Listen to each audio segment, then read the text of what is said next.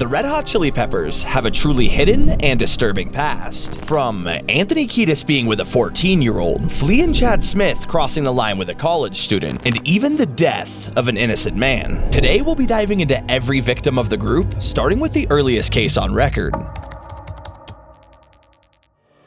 In the early 1980s, the Red Hot Chili Peppers were just starting to shape their identity, playing some of their earliest gigs and building their first real fan base. However, behind the scenes, this period also marked the start of something far more troubling. In his own autobiography, Anthony Kiedis recalls an encounter after one of these early shows. We had finished the set when a lovely young woman wandered into our dressing room. She had bleached blonde hair and fire engine red lips that made her look like a reincarnated southern version of Marilyn Monroe. I grabbed her hand and pulled her into the bathroom and asked her if she could keep me company while I took a shower. She immediately threw off her clothes and we made love on the floor. When you hear a quote like this, it may just seem like typical rock star behavior, but then the story goes on to get much darker. The next day we drove to Baton Rouge and of course she came with us. After we got off stage, she came up to me and said, "I have something to tell you. My father's the chief of police and the entire state of Louisiana is looking for me because I've gone missing. Oh, and besides that, I'm only 14. Now, Anthony had already slept with her by this point, but it is possible he could have made a horrible mistake and not known her age. But what follows next makes all of this truly disturbing. I wasn't incredibly scared. I knew that if she told the chief of police she was in love with me, he wasn't gonna have me shot, but I did want to get her back home right away. So we had sex one more time, and she gave me an interesting compliment that I never forgot. She said, "When you make love to me, it's like you're a professional." As a lifetime Peppers fan, this was disgusting to read. And what's even more concerning, it's believed the band made an entire song celebrating the event called Catholic Schoolgirls Rule. But unfortunately, these horrible actions didn't stop here. Just a few years later, and multiple other young women would also fall victim. In 1986, Anthony Kiedis, who was 24, began a relationship with actress Ioni Sky, who was only 16 years old at the time. Now, this wasn't the most uncommon thing back in the 80s, but Ioni had no idea what she was walking into. Throughout their time together, she claimed she had to take care of Anthony day in and day out due to his frequent struggles with heroin. Not only this, but at just 17 she became pregnant. With Anthony as strung out as he was, she didn't have many options, and in the end decided to get an abortion. I was taking care of myself, making a choice that felt important for my future. I would not have had a baby at 17 with someone who didn't want to be a dad, wouldn't commit to me, and had anger issues. Not to mention the heroin. After the two split, the Red Hot Chili Peppers continued to grow in popularity over the next couple years. However, in 1989, Kiedis would be arrested for crossing the line yet again. The band was performing at George Mason University. Sometime after the show, Anthony was accused of inappropriate behavior involving a student outside of his dressing room, allegedly touching her face with his genitals. He was placed under arrest, later convicted of indecent exposure and sexual battery, while also being fined $1,000 for each offense. Now, you'd think this would be a wake-up call for the band, but less than 1 year later, and they would have their biggest controversy to date.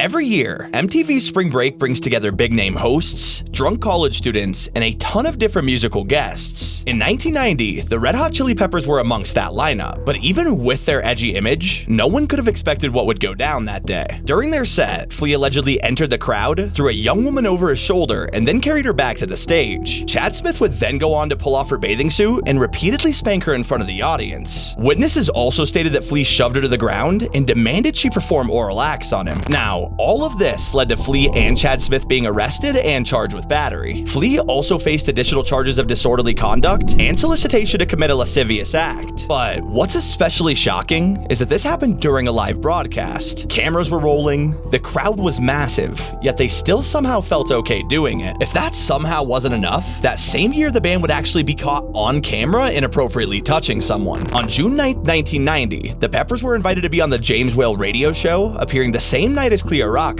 Now, if you don't know, she's an extremely well-respected figure in British media, even known to be friends with people like Freddie Mercury and Princess Diana. And at first, the show starts off relatively normal. The Peppers perform, but afterwards Chad Smith grabs Cleo and dips her onto the couch. Nothing too crazy, but Cleo tries to cover herself up, and James could tell she's uncomfortable. For goodness, hang on, just a minute. She's falling out of her dress, for God's sake. Only a few seconds after regaining her composure, the entire band surrounds her. Anthony continually tries to crawl under her dress, while the rest of the group touch her inappropriately.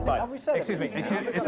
I'm engaged to this woman. Could you say, have a nice weekend. Bye-bye. This happened on camera and in front of an audience. It just makes you wonder, what other horrible things were happening behind the scenes?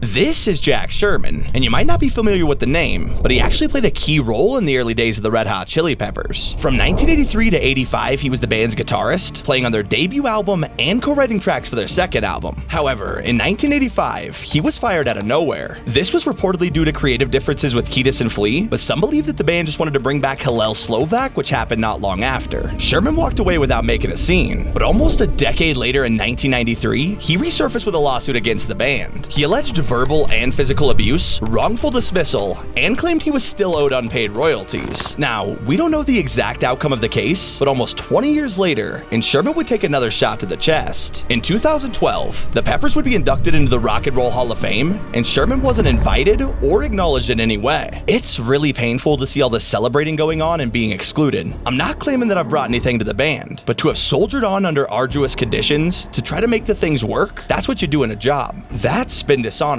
I'm being dishonored, and it sucks. But Jack's not the only person to have been slighted by the Peppers. In the late 80s, Kiedis kicked off a feud that lasted over a decade and helped contribute to another band falling apart entirely. This all started in 1989, when a group called Faith No More dropped their breakout single Epic. The song absolutely blew up, but instead of celebrating the rise of a fellow musician, Anthony immediately took shots at their lead singer, Mike Patton. My drummer says he's gonna kidnap him, shave off his hair, and cut off one of his feet just so he'd be forced to find a style of his own. Now, Patton didn't take the bait. The guy is super musically inclined and known for hopping around genres constantly. In fact, he wasn't even fazed by Anthony's comments. It doesn't bother me. I got a real big kick out of it, to tell you the truth. Either he's feeling inadequate or old, or I don't know, but I have no reason to talk shit about him. The feud would seemingly end there, but then in 1999, something strange happened. Mike Patton's other band, Mr. Bungle, was getting ready to drop their album after months of promoting it, but suddenly, the label delayed it. This was reportedly because of Kiedis and him not wanting competition for their album Californication. However, Patton did not take this lightly. Since Mike had no problem adapting to their style, he decided to roast them in front of thousands of people. Mr. Bungle put on a Halloween show dressed as the Peppers, doing a ton of their songs with changed lyrics.